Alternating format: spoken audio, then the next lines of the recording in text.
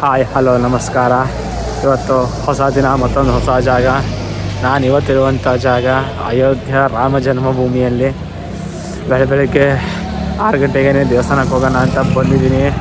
Already ಇಲ್ಲಿ ಜನ ಬಂದು ತುಂಬ್ಕೊಬಿಟ್ಟಿದ್ದಾರೆ ಒಳಗೆ ಹೋಗೋಕ್ಕೆ. ನೋಡೋಣ ಎಷ್ಟೊತ್ತಾಗತ್ತೆ ಅಂತ ಗೊತ್ತಿಲ್ಲ ದರ್ಶನಕ್ಕೆ. ಬೆಳಗ್ಗೆ ಬಂದರೆ ಸ್ವಲ್ಪ ಬೇಗ ಆಗುತ್ತೆ ಅಂತ ಒಂದು ಇದರಲ್ಲಿ ಬಂದಿರೋದು.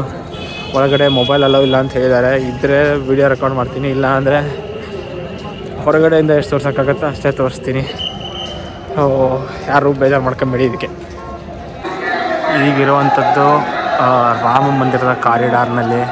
ಇಲ್ಲಿ ಜೈ ಶ್ರೀರಾಮ್ ಅನ್ನೋ ಜಯಘೋಷ ಬಿಟ್ಟರೆ ಮತ್ತೇನೂ ಕೇಳೋದಿಲ್ಲ. ಇತ್ಲೂ ಕಾರಿಡಾರ್ ಸುತ್ತ ಇನ್ನೇ ಅಯೋಧ್ಯೆ ಜಂಕ್ಷನಿಗೆ ಬರ್ತಿದ್ದಂಗೆ ರೈಲ್ ತುಂಬ ಜೈ ಶ್ರೀರಾಮ್ ಅನ್ನೋ ಘೋಷಗಳೇ ಕೇಳ್ತಾ ಇದ್ದಿದ್ದು. ಇಲ್ಲೋ ಮುಂದುವರಿಕೆ ಮಾತ್ರ ಇಲ್ಲಿ ಫೋನು ಮತ್ತು ಚಪ್ಪಲಿ ಎಲ್ಲ ಅಲೋ ಅಂತೆ. ಮುಂದ್ಗಡೆ ಸ್ಟ್ಯಾಂಡ್ಗಳಿದೆಯಂತೆ. ಸೊ ಅಲ್ಲಿವರೆಗೂ ಹಿಂಗೆ ತೊಗೊಂಡೋಗ್ಬೋದು. ಸೊ ಈ ಕಾರಿಡಾರನ್ನ ಹತ್ರ ತೋರ್ಸೋಕ್ಕಾಗೋದು ಅಂತ ಆಯಿತು. ಸರಯೂ ನದಿ ತೀರದಲ್ಲಿರೋದಕ್ಕೆ ಇಲ್ಲಿ ಮುಂದ್ಗಡೆ ಹನುಮಾನ್ ದೇವಸ್ಥಾನ ಕೂಡ ಇದೆ. ತೀರ್ಥಕ್ಷೇತ್ರ ಅಂತ ಬೋರ್ಡ್ ಹಾಕಿದ್ದಾರೆ. ಸೊ ನೋಡ್ಕೊಂಡು ಹೋಗೋಣ ಏನೋ ಅಂದ್ಬಿಟ್ಟು. ಅಯೋಧ್ಯೆಯ ಉದ್ದಗಲಕ್ಕೂ ವಾನರ ಸೇನೆ ನಮಗೆ ಕಾಣ್ತಾನೆ ಬಂತು. ನೋಡಿ, ಇಲ್ಲೂ ಇಲ್ಲಿವರೆಗೂ ಇದೆ. ಇನ್ನೂ ತುಂಬ ಇದೆ, ಒಳಗಡೆ ಇನ್ನೂ ಜಾಸ್ತಿ ಇದೆ. ಅಯೋಧ್ಯೆ ಕಾವಲಿ ನಿಂತಂತ ಇದೆ.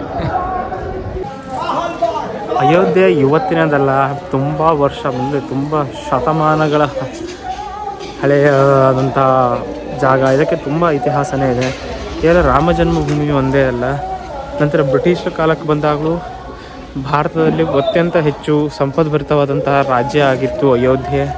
1800ರಲ್ಲಿ ಅಯೋಧ್ಯೆಗೆ ರಾಜಧನವನ್ನು ಬ್ರಿಟಿಷರು 8 ಲಕ್ಷ ರೂಪಾಯಿಯನ್ನು ಸಂದಾಯ ಮಾಡ್ತಿದ್ದರು ಆ ಕಾಲದಲ್ಲೇ. ಅದ್ರ ಮೇಲೆ ಅವ್ರಿಗೆ ಲಾಭ ಇತ್ತು. ಅಯೋಧ್ಯೆ ಸಂಸ್ಥಾನದಿಂದ ದೊಡ್ಡ ಸಂಸ್ಥಾನ ಆಗಿತ್ತು. ಇದಕ್ಕೆ ಮುಖ್ಯ ಕಾರಣವೇ ಉತ್ತರ ಗಂಗಾ ಭಾಗದಲ್ಲಿರೋದಂಥ ಇದು. ಸರಯೂ ನದಿ ತೀರದಲ್ಲಿದೆ. ನದಿಗಳು ಸದಾಕಾಲ ತುಂಬ ಹರಿಯುತ್ತಾ ಇರುತ್ತೆ. ಸೊ ಅದೊಂದು ರೀಸನ್ನು. ಫಲವತ್ತತೆ ಯಾವಾಗಲೂ ಇರುವಂಥ ಫಲವತ್ತಾದಂಥ ಭೂಮಿಗಳು ಇವತ್ತಿಗೂ ನೀವು ನೋಡ್ಬೋದು. ಸೊ ಅದು ಒಂದು ಮುಖ್ಯ ಕಾರಣ. ಇದು ಅಯೋಧ್ಯೆಯ ಒಂದು ವಿಶಿಷ್ಟತೆಯೂ ಹೌದು. ಅಯೋಧ್ಯೆಯಲ್ಲಿ ಹನುಮಾನ್ ಗಡಿ ಅಂತ ಒಂದು ಅದ್ಭುತವಾದಂಥ ಮಂದಿರ ಇದೆ. ಇದು 10ನೇ ಶತಮಾನದಲ್ಲಿ ಕಟ್ಟಿದ್ದು ಅಂತ ಹೇಳಾಗ್ತಾ ಇದೆ. ಇದರ ಬಗ್ಗೆ ಒಂದು ಇತಿಹಾಸ ಏನಿದೆ ಅಂದರೆ 1850ರಲ್ಲಿ ಬ್ರಿಟಿಷ್ ಅಧಿಕಾರಿ ಒಬ್ಬ ಹೇಳ್ತಾನೆ, ರಾಮ ಮಂದಿರ ಅನ್ನೋದು ಬಾಬ್ರಿ ಮಸೀದಿ ಅನ್ನೋದು ರಾಮ ಮಂದಿರದ ಮೇಲೆ ಕಟ್ಟಿದ್ದು ಅಂತ.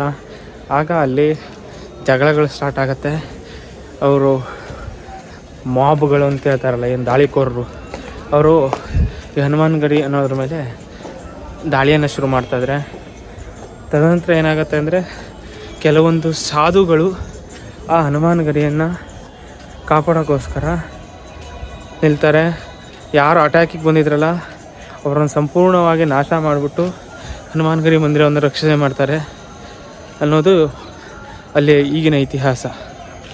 ಅದರ ಪಕ್ಕದಲ್ಲೇ ಇನ್ನೊಂದು ಮಂದಿರ ಇದೆ, ರಾಜದ್ವಾರ ಮಂದಿರ ಅಂದ್ಬಿಟ್ಟು. ಅದನ್ನು ನಾನು ನಿಮಗೆ ಎಲ್ಲ ತೋರಿಸ್ತೀನಿ ನೋಡಿ, ಹಿಂದ್ಗಡೆ ಕಾಣಿಸ್ತಾ ಇದೆಯಲ್ಲ, ಇದೆ.